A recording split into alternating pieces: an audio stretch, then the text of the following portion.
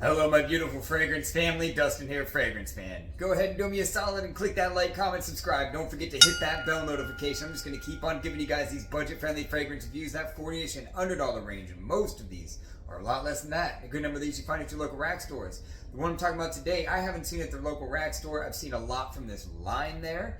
And I'm talking about the original Tommy Bahama. Now the real presentation would usually have a lid on it, but as you see, this thing broke off. It's just like a metal disc that flips open on it, but that's what the bottle looks like. Kind of hard to hold in the hand, to squirt and stuff in the atomizer. I don't know if the camera's going to do it justice. It's really not that good, but how's it smell, right? So this is a 2013 release. It's classified as a woody aromatic. I feel like it's more like a aquatic, a woody aquatic if anything.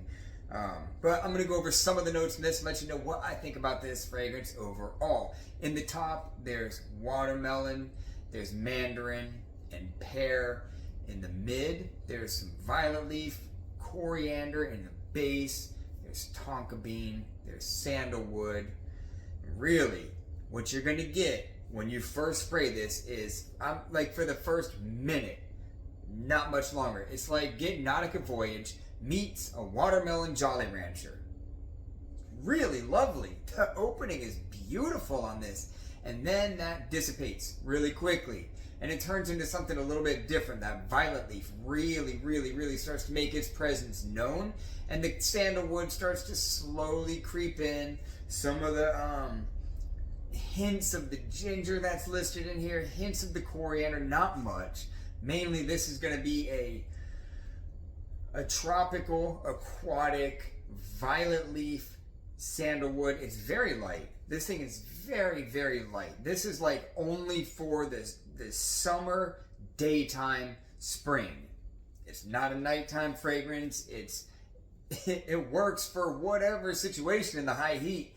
But that's about it. It's not going to be a cooler weather fragrance. It's not going to be a dressed up type fragrance. This is a very chill, as with most of these Tommy Bahama fragrances. Very just awesome beach, chill, poolside type of a fragrance. Very inoffensive. My mom even likes this thing, and she's got like sinus things and stuff. She can't handle perfumes and stuff very well, but she likes this one.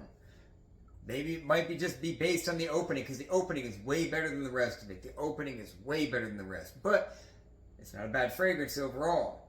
Longevity on this is quite poor though. I cannot get more than 4 hours out of this. I get like 3 usually. But it's good for the gym and stuff like that.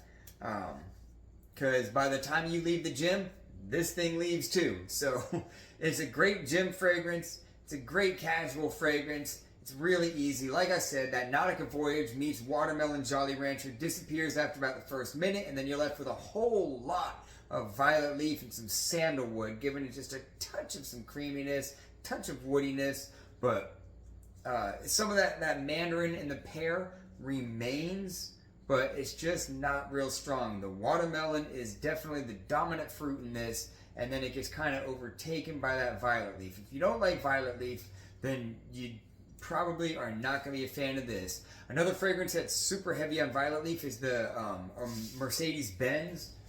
This one right here. Extremely heavy violet leaf note. You can't even see the logo because the bottle's clear, but there it is. Very heavy in the violet leaf. Very lovely fragrance, by the way. Very classy. It smells way more expensive than what this thing... It smells like a $50 fragrance all day long. I mean, that's what it's listed as, but you can get it in discounters for much less than that. I got it for $20 at Ross. Super steal. But this is a nice fragrance. Overall rating, I'll give it a 5. I want to give it higher because I do like the way it smells. If it was based on the opening and the poor performance, this thing would be like a 6.5 or a 7. I would like it better than Nautica Voyage if it was just the opening, but it gets overtaken by the violet leaf. I like violet leaf, so it's not bad. It's just not quite as beautiful as the beginning of it. But the performance is so poor, a little bit above average scent profile overall, with a poor performance lets me keep it at a 5. So overall, it is a decent fragrance. If you want a nice, cheap freshy, a nice cheap gym fragrance, and you're not loaded on a bunch of them, and you see this one, check it out. It's a great gym fragrance. It's perfect for that kind of thing. So, yeah, definitely more youthful than it is mature. There's that too. It's more youthful than it is mature. So with that, that's my final thoughts on Tommy Bahama. With that, I'm out. Y'all be blessed. Take care of yourself always. And until next time.